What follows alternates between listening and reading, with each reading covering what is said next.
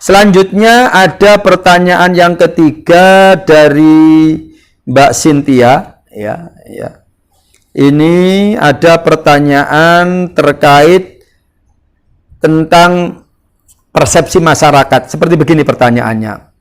Ustadz, setelah mengikuti penyampaian Ustadz di channel Ngaji Ekonomi Syariah, jadi saya ingin tahu lebih banyak terkait ekonomi syariah, termasuk ya terkait informasi yang saya dapat dari masyarakat yang mengatakan bahwa perbankan syariah dan perbankan konvensional itu sebenarnya sama saja.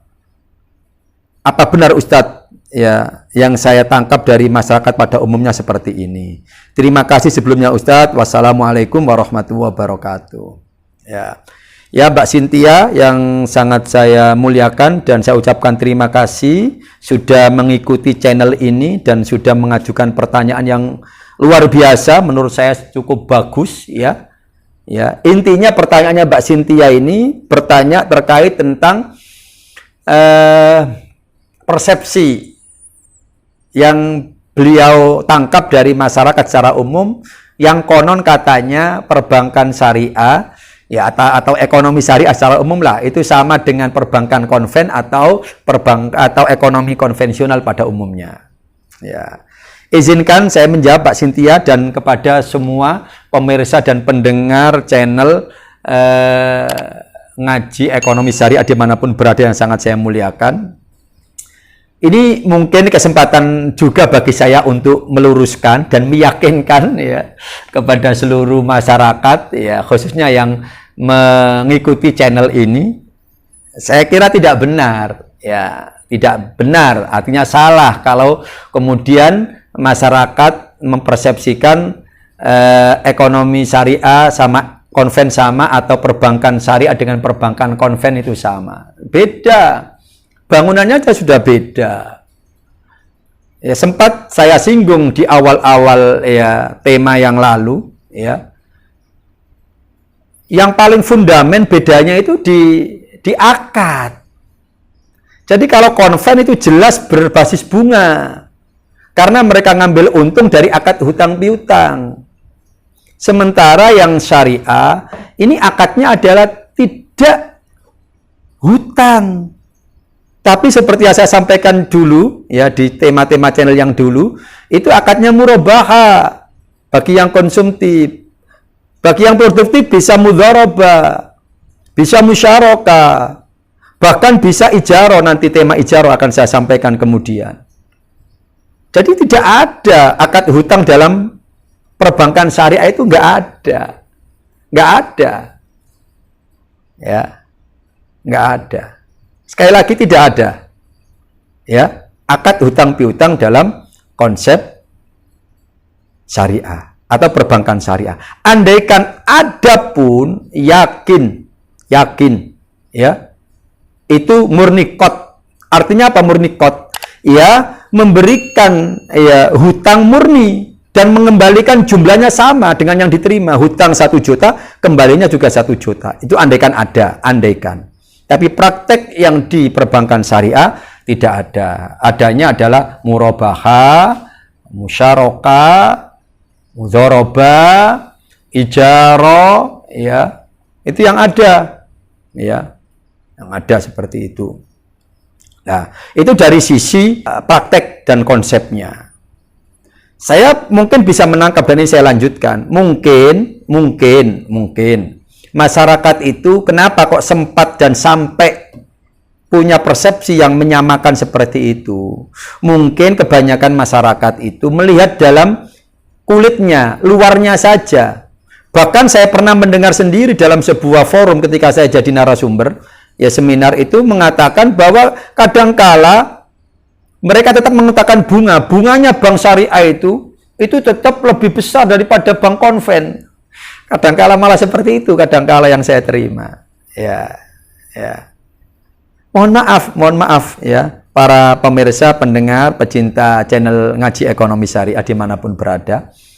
Ya, mohon dipahami ya, baik perbankan konven maupun perbankan syariah itu adalah dua lembaga keuangan yang tujuannya bisnis, mesti ngambil untung. Jangan dikira kemudian kalau bank syariah itu nggak ngambil untung, sama bank konven. Cuma cara mengambil untungnya itu sejalan dengan konsep ekonomi syariah. Ya tadi itu lewat murabahah, bukan lewat hutang. Lewat musyarakah, bukan hutang. Lewat mudharabah, bukan hutang. Lewat ijarah. Untungnya dari situ.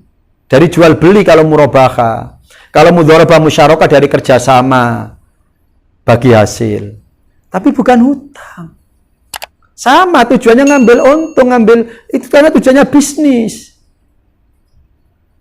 Bagi mereka yang menyatakan bahkan untungnya lebih besar ngambil untungnya di bank syariah, ini sangat-sangat kasuistik. Jenengan coba dibandingkan di BNI konven dengan di BNI syariah, harus apple to apple, harus seimbang membandingkannya. Kebanyakan yang saya tahu itu Pak masyarakat membandingkannya bank konven dengan koperasi syariah, BMT dengan bank konven. Ini beda sekali. Beda sekali. Kalau dengan membandingkan, tolong dibandingkan bank BNI konven dengan bank BNI syariah, Mandiri konven dengan Mandiri syariah. Sekarang sudah melebur jadi satu namanya BSI ya sekarang. Mungkin Bank Mega konven dengan Mega Syariah. Danamon konven dengan Danamon Syariah. Harus seimbang pembandingannya. Yang sama-sama punya modal yang sama.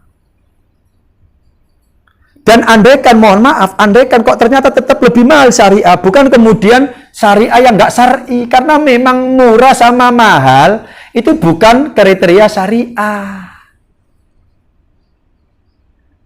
Ngapunten, harganya daging babi dengan daging sapi itu lebih mahal sapi. Jadi mohon maaf. Jadi menilai syari atau tidak syariah, syar'i atau tidak syar'i bukan karena mahal atau murah. Saya sudah pernah mengalami membeli baju, mohon maaf, di salah satu toko dengan toko yang lain barangnya sama, itu beda harganya. Apa kemudian yang murah itu syar'i, yang mahal tidak syar'i? Saya kira tidak sedemikian rupa cara menilainya. Ya, saya pernah itu membeli ya kopi ya, ini yang para pecinta kopi mania ini jenengan lihat, ada yang kopi harganya 5.000 sama, ada yang harganya 2.000. Bahkan ada yang harganya di atas 10.000. Bahkan mohon maaf, kopi aja sampai 50.000.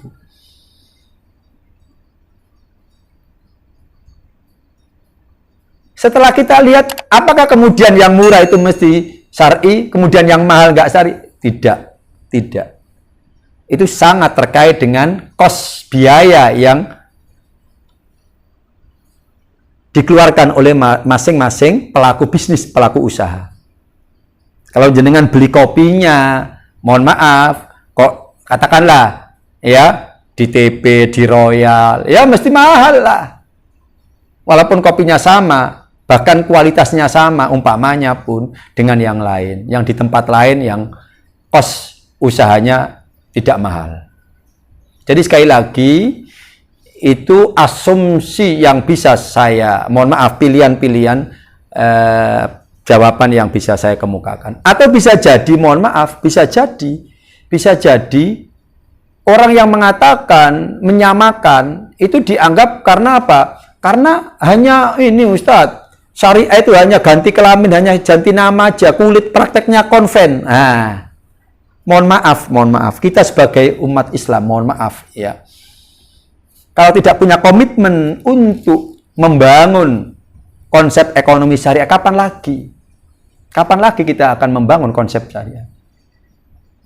analog saya begini. Ada umat Islam. Islam, KTP-nya Islam, keturunannya, keluarganya juga memang Islam dari lahir. Tapi suatu saat dia tidak sholat. Suatu saat dia tidak puasa. Bahkan suatu saat dia tidak zakat. Pertanyaan saya, mohon maaf. Apakah mereka ini tidak dikatakan Muslim? Apakah ini bukan orang Islam? Saya kira tidak. Kalau dari saya yang jawab. Tetap Islam. Tapi Islamnya tidak kafah, tidak sempurna, tidak baik. Perlu diperbaiki. Yang kemarin nggak sholat, ayo sekarang kita sholat. Jangan sampai bolong-bolong. Yang kemarin nggak puasa, ayo kita puasa. Jangan sampai puasa Ramadannya bolong-bolong. Yang kemarin tidak taat zakat, ayo kita sekarang kita zakat. Supaya menjadi muslim yang sempurna atau muslim yang baik. Pun pula begitu, lembaga keuangan syariah ini. Yang masih dalam rangka, ini kan baru berapa, 20 tahun terakhir bank syariah ini ada. Sementara bank konven sudah ratusan tahun sebelumnya lahirnya. Ya wajar lah. Kalau masih di sana-sini masih ada kekurangan. Tapi jangan dikatakan nggak syariah. Tetap syariah, tapi masih kurang syar'i atau syar'inya kurang sempurna. Kurang totalitas, masih ada yang diperbaiki. Oh, di sana masih kekurangan akadnya kurang baik, diperbaiki akadnya. Yang di sana terlalu ini diperbaiki. Tapi tetap perbankan syariah beda dengan bank konven. Cuma syariahnya perlu kita perbaiki. Kita tingkatkan perbaikannya supaya betul-betul syariah. Sama dengan muslim tadi. Yang sholatnya kurang baik, yang puasanya kurang. Bukan dikatakan nggak muslim, tetap Islam. Tetap orang muslim, tapi muslimnya perlu diperbaiki. Pun pula begitu, bank syariah yang kurang, ini jangan dikatakan tidak syariah. Sudah syariah, tapi perlu diperbaiki, ditingkatkan supaya menjadi lebih syariah. Intinya, tetap berbeda antara bank konven dengan bank syariah. Tidak sama. Itu intinya. Selanjutnya, kita break dulu ya. Untuk relaksasi nanti akan saya lanjutkan berikutnya.